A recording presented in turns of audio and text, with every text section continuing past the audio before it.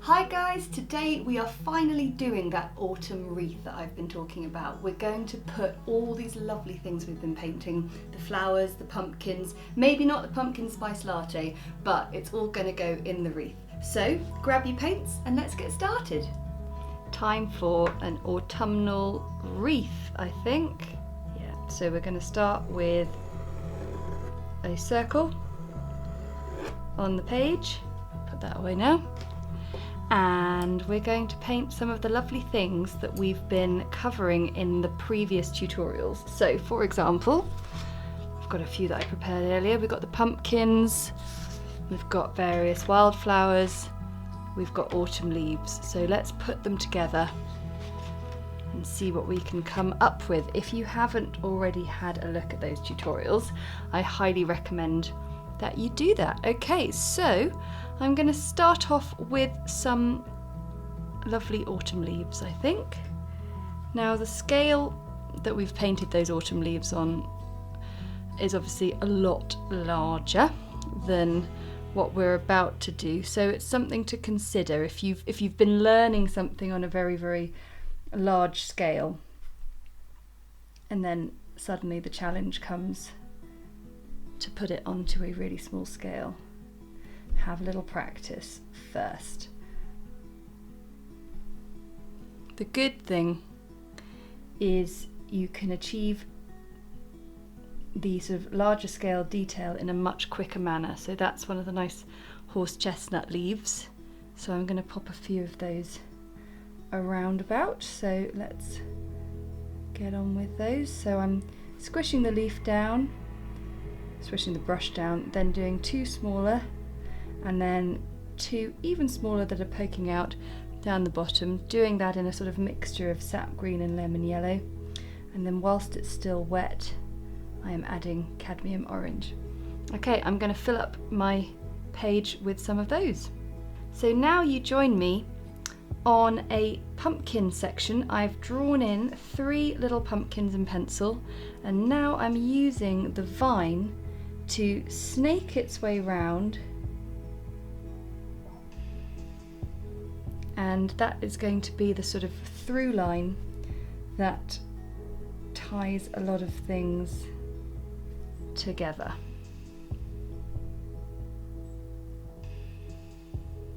And we'll have some pumpkin leaves as well, and a pumpkin leaf has a slightly similar vibe to the other autumn leaves we've been doing, with 3 prongs like that.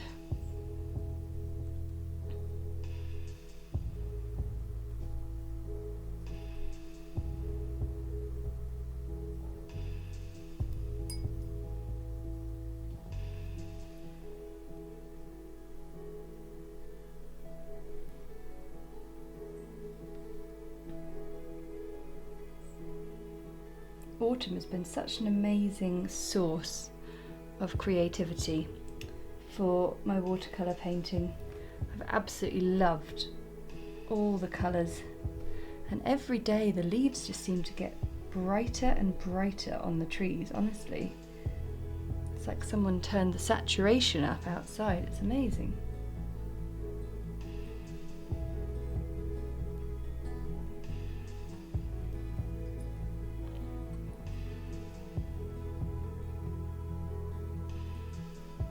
So even though I'm only using my size 2/10 brush, we're still able to get some lovely thickness in the leaves.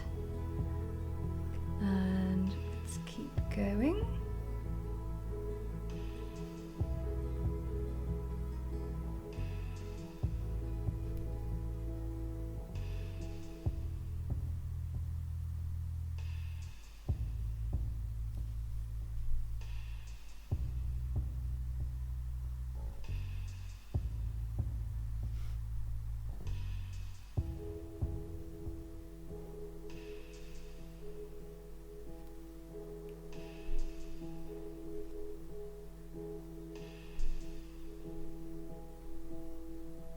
Okay, that's looking really nice. Let's get these pumpkins painted. So I keep turning my palette round because I want to sort of show you the right colours.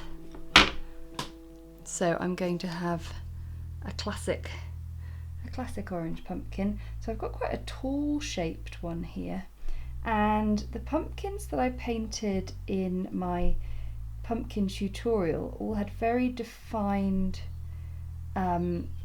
sort of ridges and bumps. The tall ones don't always have quite such defined shaping, but what they still do have is that sense of the colour sort of striping down the pumpkin, so I can still do a little bit of it.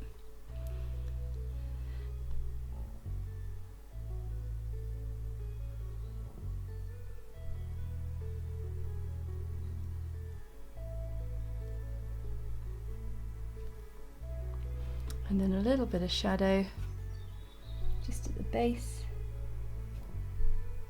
Just gonna race up the pumpkin. It's really nice. Then we're going to have a sort of green and orange one. So I'll start with my more defined shape here. If you make sure that your brush strokes are following the shape of the roundness of the pumpkin, you can't go too far wrong.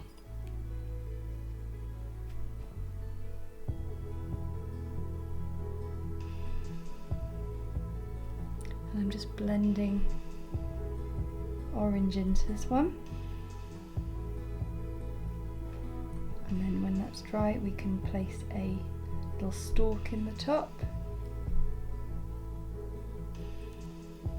And then we've got to have a little ghost pumpkin to go with them all. A ghost pumpkin is the name we give to one of the pale grey pumpkins that are very popular in social media. They're a little bit more Instagrammable, I think. Okay, so that's a nice colour. We'll let that dry. And in the meantime, let's pop in a few more autumn leaves. So we can do some oak leaves. When I do traditional wreaths with big flowers and things in, I'm always talking about putting in your focal flowers in first, but I thought I'd sort of change things up a bit today. So let's go for a lovely, oh, got a bit of fluff. Let's go for a nice oak leaf next. So oak leaves, again, were part of the autumn leaf tutorial that you can have a look at in my flowers and foliage playlist.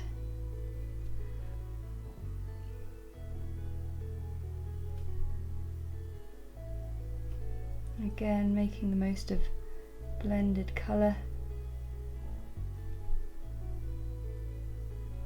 And we'll have to put in a few acorns as well, I think, once we've gotten around all of this.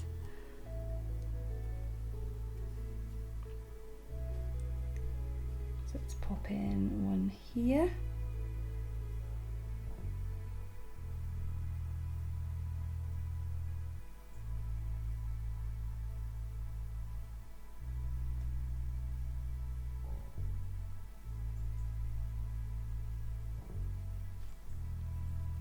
And a little bit of green.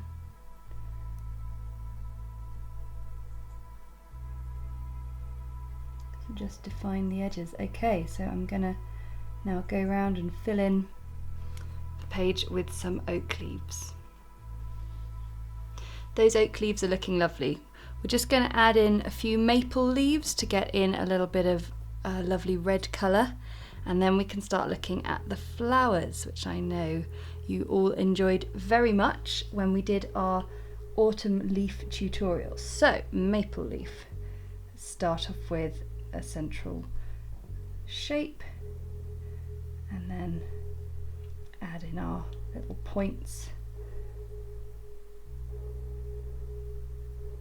If you can find the real thing to study from, you will not be disappointed, because it just really helps with just getting your head around the the number of prongs that are required on a maple leaf, or any leaf for that matter.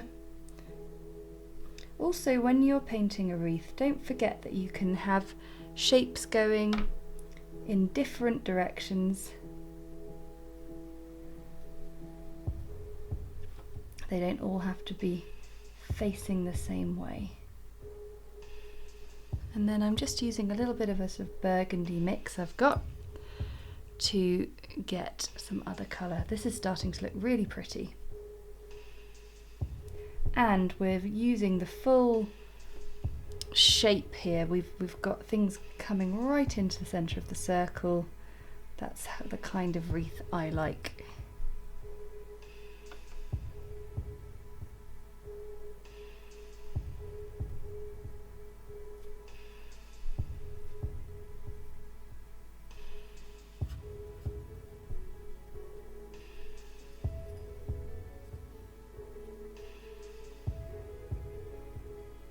And let's have one coming down here.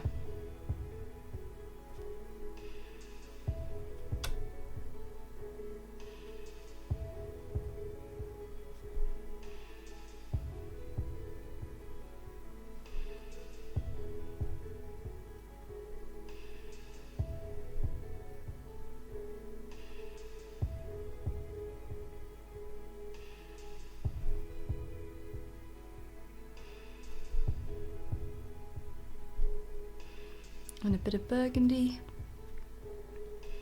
Lovely. And then also what I'm starting to do is sort of build up a little bit of a sort of sense of leaves poking out from underneath the pumpkins, which is quite sweet. So we can do that with a maple leaf.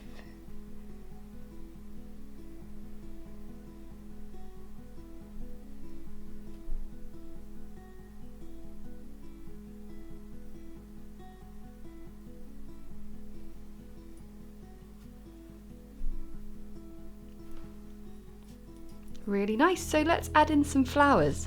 I think it would be really lovely to get some Echinacea in for sure, so let's put some of that in first. So I need that pinky purple colour, so I'm going to just get a bit more water in there to do our petals. Now I'm going to use my pencil to just help me out here to decide where my flowers are going to go. So I'm definitely going to have one here, so I'm just doing a line and then a little curve which shows me where the head of the flower is going to go. It's really helpful with your planning when you are doing something like this.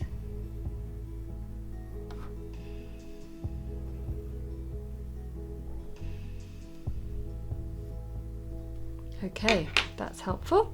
Let's go. So I don't want my brush too overloaded with water. And if you haven't already watched the autumn wildflower tutorial, then go and have a little look and you'll see how these lovely Echinacea flowers take shape on a larger scale. And I always think if you've done the detailed version, then doing a simplified mini version will come nice and naturally.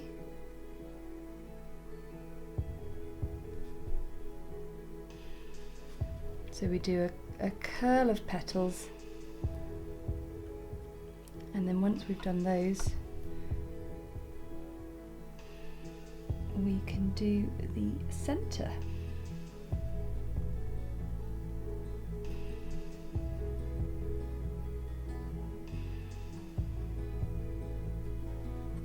Let's have a little look at this one down here. A yellow centre, a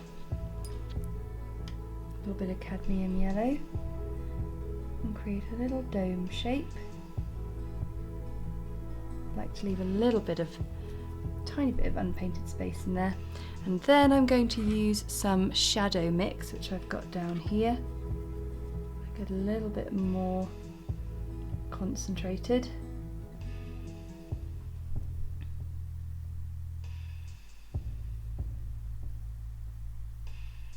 I'm just going to dab it onto the yellow.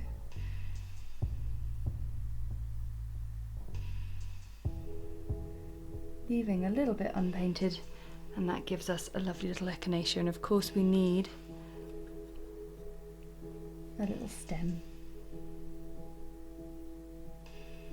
Right, I'm going to finish all of those and then we can have a look at some other flowers. Next, I'm going to put in some of this false thistle, it's called. So again, this is on the autumn wildflower tutorial if you want to have a go at the larger version. But I've drawn in a few little pencil stems for our little false thistles, which are just two little C curves in this bluey purple colour.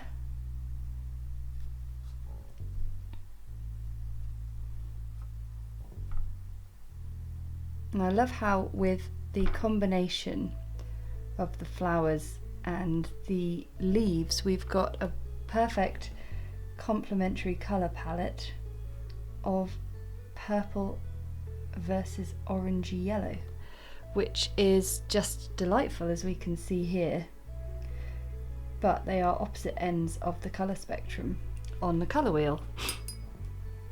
So we've got our little shapes there, and then we need some yellow ochre mixed in with some of this green here for the stem.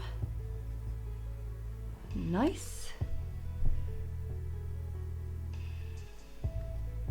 And what I like doing now we have a real range of things on this wreath, we can start to sort of overlap stems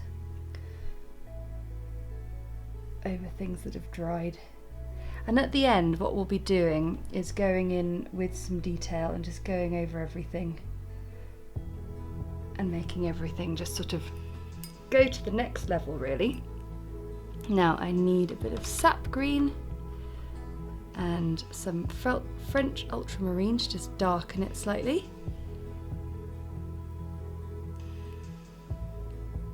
And then we have the sharp little leaves, which are going to be a lovely accent in this wreath. And then of course the little plumage out the top of the thistle.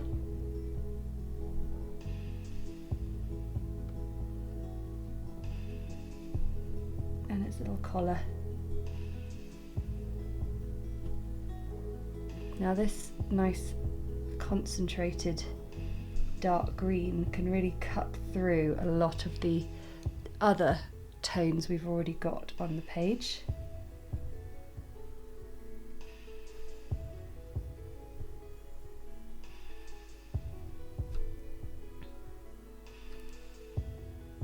So that's why I chose to put these in later on, because if we tried to put something that was a little bit lighter over the top of these dark shapes, we'd really have a trouble trying to get them to show up.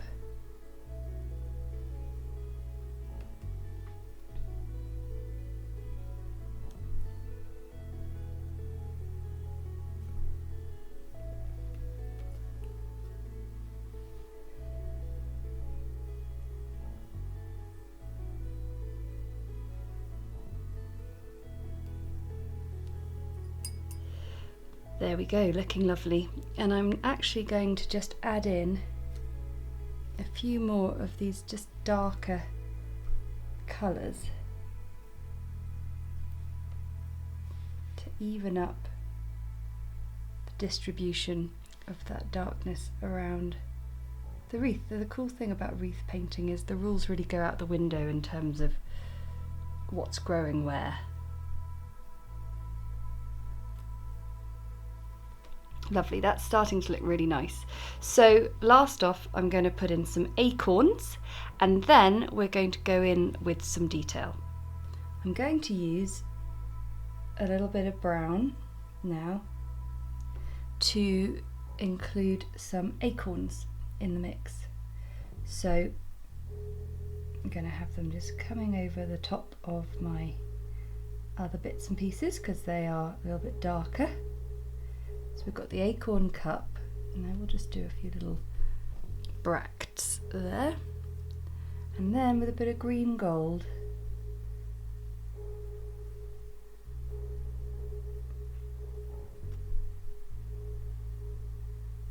creating that shape there. Nice little simple shape, which will then be added to with some detail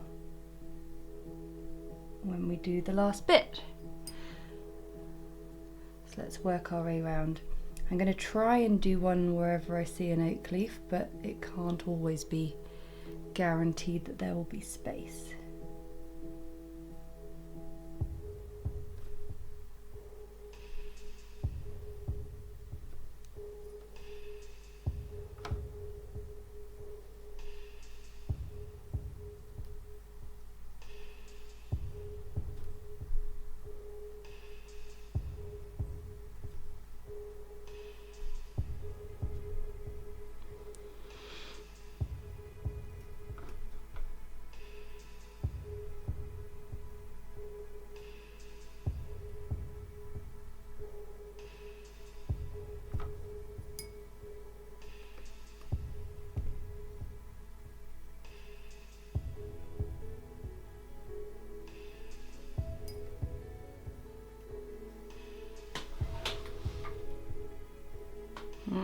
It's always kind of hard to try and find space to fit these in, but I think we can.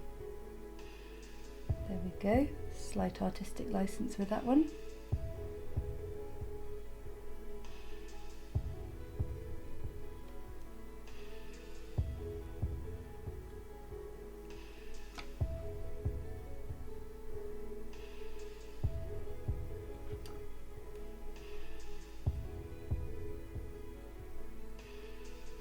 So if you're wondering how to do an acorn with a little bit more detail in it, then you are in luck, because you can have a look on the autumn leaf tutorial, because it has the acorns as a little bonus. It also has conkers, which is kind of fun.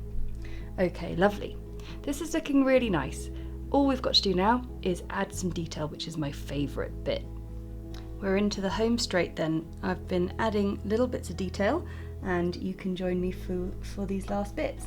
So I've got my sap green and blue mix, and I'm just adding in little details, so leaf lines, and also extra little twirls and flourishes on the pumpkin vines, and leaf lines on the pumpkin vines, pumpkin leaves as well.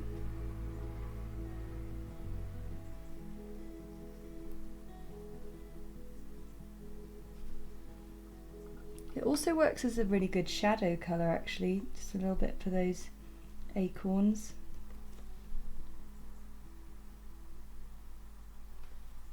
Now we still need to do our pumpkins, don't we? We need to give them pumpkin stalks. So let's start with this one here.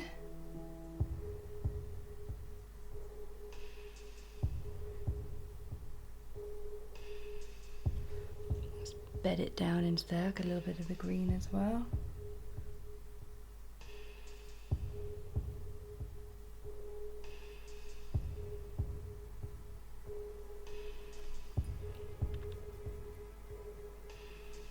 And then a little short one here, just find the top, which also just happens to be where the Echinacea is coming out of.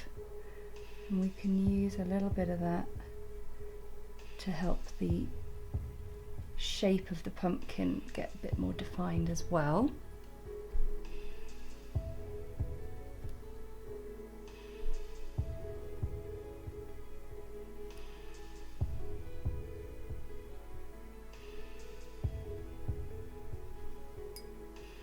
And then for the little ghost pumpkin, we'll do a little ghostly stalk for you as well.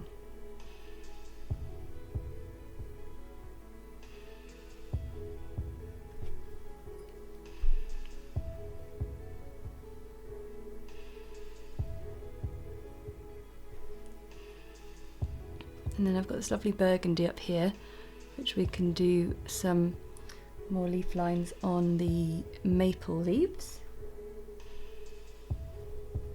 And just a few little lines on the petals of the Echinacea. You see, it's funny, you look at it and go, oh, it's done, but there's always just a little bit more you can add. At least that's my attitude with little watercolour illustrations anyway. I think you really take them from nice little illustrations into, wow, that's really small and detailed, with just a little bit more attention to those said details.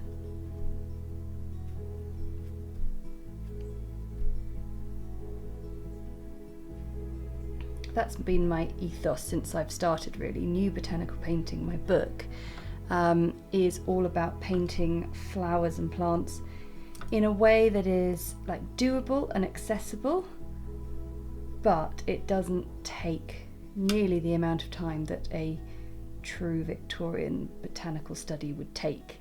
It's much more about capturing the essence of a plant or flower.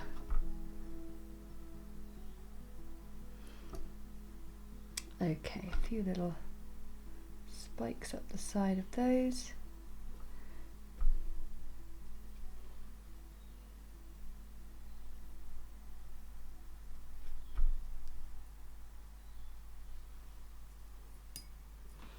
And the last thing I will do is I just want to go around and do one or two extra little flourishes of the pumpkin vine, because that is the kind of thing that we can use to our advantage to just even out the shape of this wreath.